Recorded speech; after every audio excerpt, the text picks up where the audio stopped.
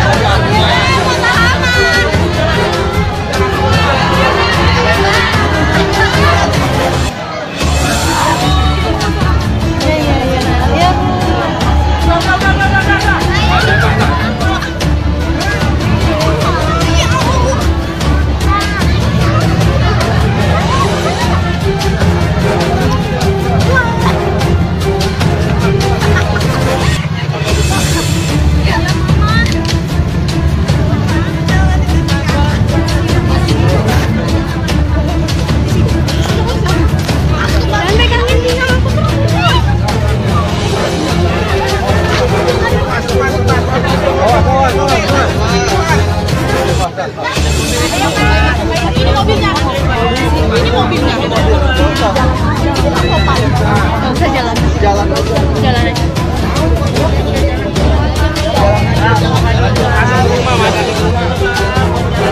Udah ya.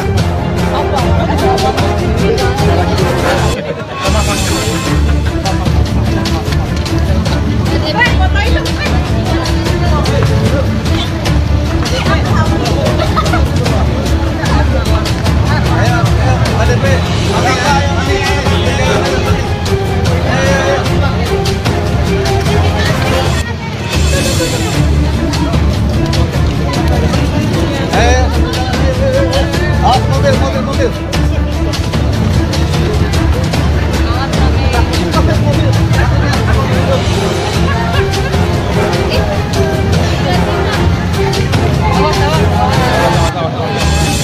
Awas bot.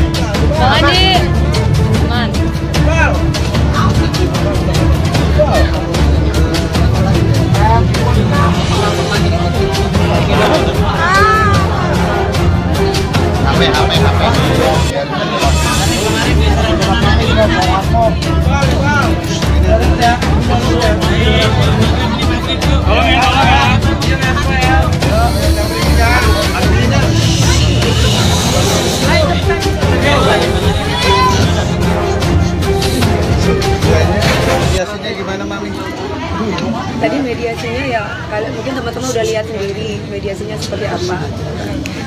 Tadi udah dijelaskan kenapa bisa sampai di sosmed dan yang lain-lain. Karena memang sebelumnya kan ketika saya live memang ada pertanyaan-pertanyaan tentang kenapa sapinya itu diangkat gitu. Dan di situ pun juga sudah jelas semuanya bahwa di sini ada miss-nya itu adalah mengenai Pak Ustadz sama Pak RT-nya yang tidak ada komunikasi. Yang saya lihat itu seperti itu. Tidak ada komunikasinya itu, yang membuat saya kecewa adalah sikap dari Pak RT-nya sendiri terhadap Pak RT maupun orang-orang kita gitu loh Mas.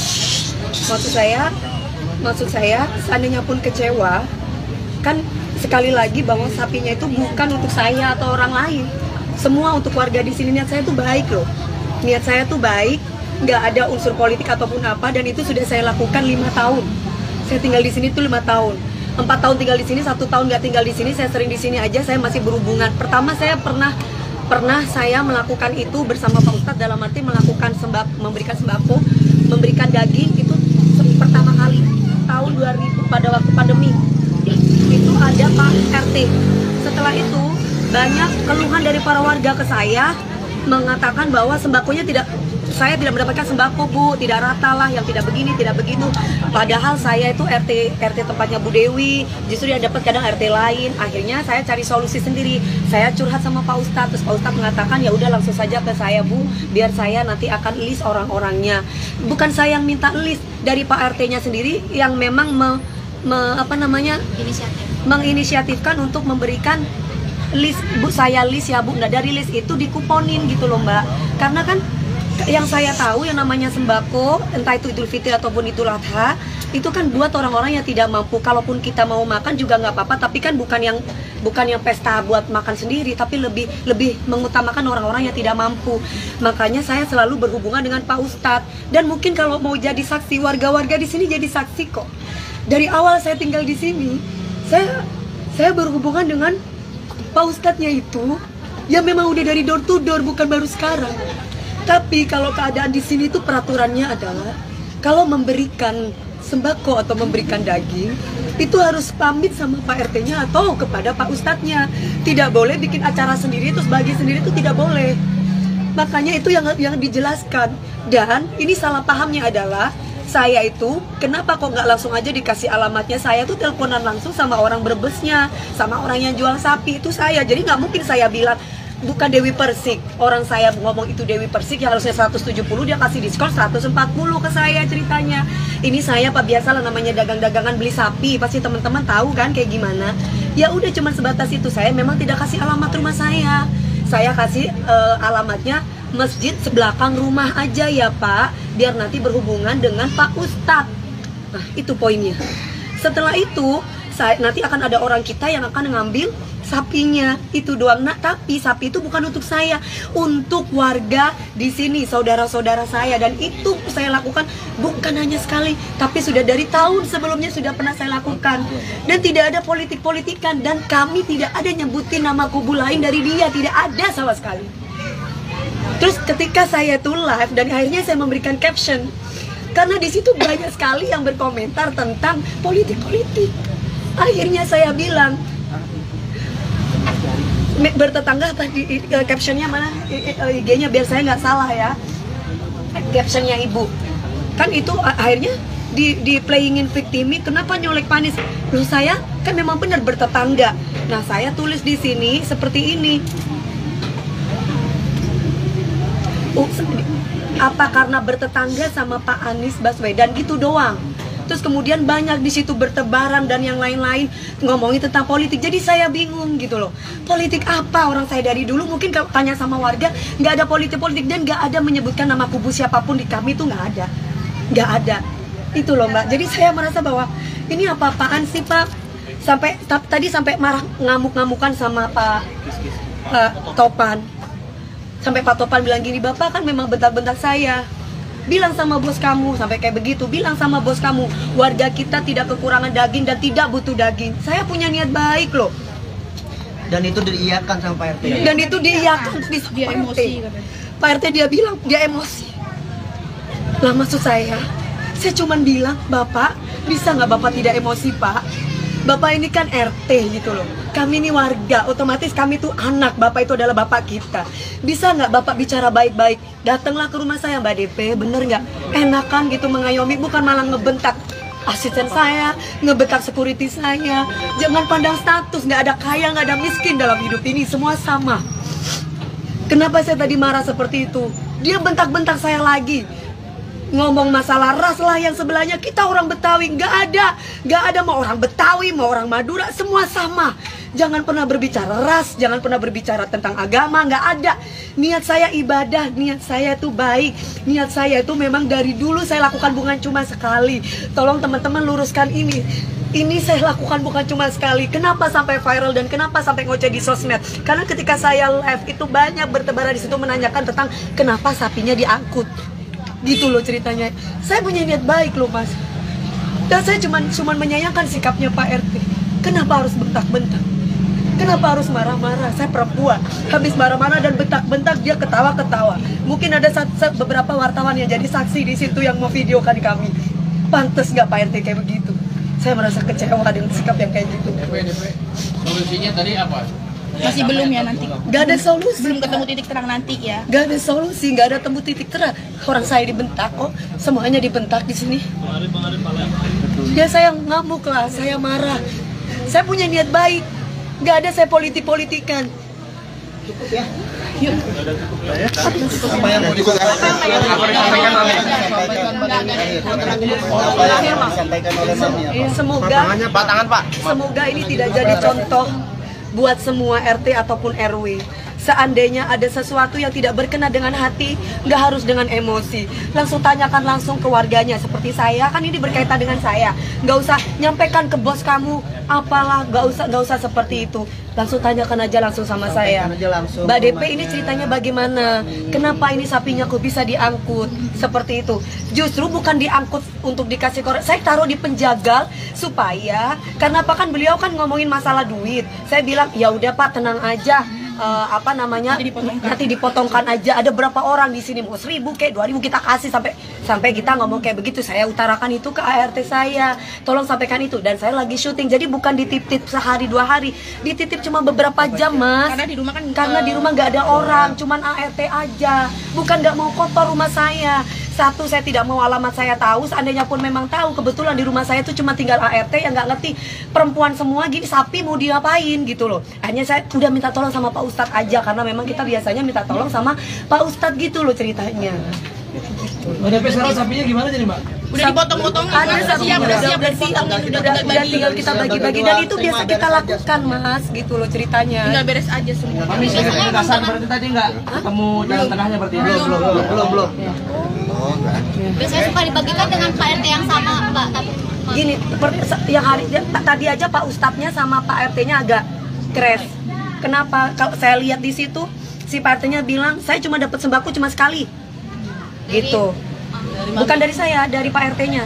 Saya dapat sembako cuma sekali, tuh Pak Ustadznya bilang, iya. Nah, jadi ceritanya saya minta tolong kepada Pak Ustadz. Kenapa sekali? Jadi pertama saya pernah pindah di sini. Pindah di sini saya langsung katanya kalau ada mengirimkan sembako ataupun daging itu harus berhubungan dengan Pak Ustadz atau Pak RT. Jadi tidak boleh asal main kegiatan sendiri di sini. Makanya makanya saya langsung menghubungi Pak RT. Lah setelah menghubungi Pak RT, banyak keluhan dari warga ke saya bahwa, Bu, saya itu deket sama ibu loh, masa saya tuh nggak dapat sembakonya? Oh, malah RT lain dapat. Itu yang disampaikan. Satu, kedua, akhirnya saya punya inisiatif sendiri. Pak RT, Pak Ustadz, kan saya sering pengajian. Gimana kalau misalkan saya mau datang sendiri aja door to door? Dan tahun kedua saya lakukan itu door to door dengan Pak Ustadz juga. Dengan Pak Ustadz bilang, Mbak DP saya listkan ya untuk diberi kupon.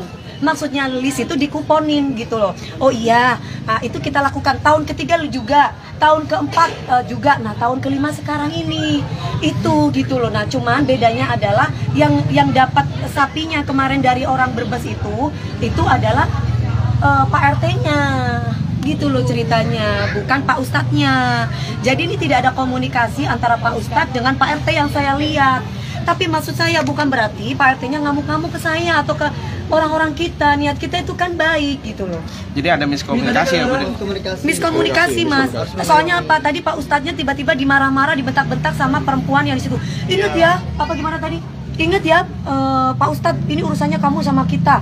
Gitu. Loh kok saya kan nggak tahu. Saya kan Perempuan itu siapa, Mak? nggak tahu saya.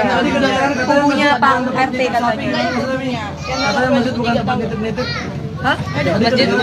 Tadi masjid katanya bukan tempat buat titip sapi. Hah? Katanya masjid bukan buat titipan sapi. Tadi kedengaran kayak gitu nih. Kata versi dia. Enggak, tadi kan dia ngomong. Dengar. Mas, aku tanya sama Mas, aku warga di sini. Di depan Mami. Ya, aku tanya sama mas-mas semuanya. Memang masjid bukan tempat titipan sapi, tapi saya mau tanya sama kalian semuanya, punya rasa hati, empati, dan tenang rasa dikit aja. Saya lagi kerja di rumah saya nggak ada orang, dan semua cuma perempuan itu sapi 1,5 ton. Terus dan korban semua juga buat warga di sana. Saya cuma minta tolong sama Pak Ustadznya, Pak Ustadz bentar aja. Toh selama ini kalau saya minta tolong kayak parkir juga saya bayar sama Pak RT-nya. Nggak gratis, nggak ada gratis di sini. Terus kenapa? Kenapa ya? Katanya orang perlu pakan dan parkiran gitu kan? Perlu pakan dan dibersihkan loh. Cuma beberapa jam ya Allah, apa saya nggak bisa ditolong? Saya cuma minta tolong sesama warga loh. Nggak bisa saya ditolong. Toh saya ngasih duit juga kan? Apa iya saya minta tolong, saya nggak peka, saya nggak kasih duit? Nggak mungkin. Itu doang sih Mbak. Memaknai Idul Adha kali ini gimana Bang? Memaknai Idul Adha hari ini gimana Bang? 100 juta itu gimana nih? Yang 100 juta nih. Makasih Bang.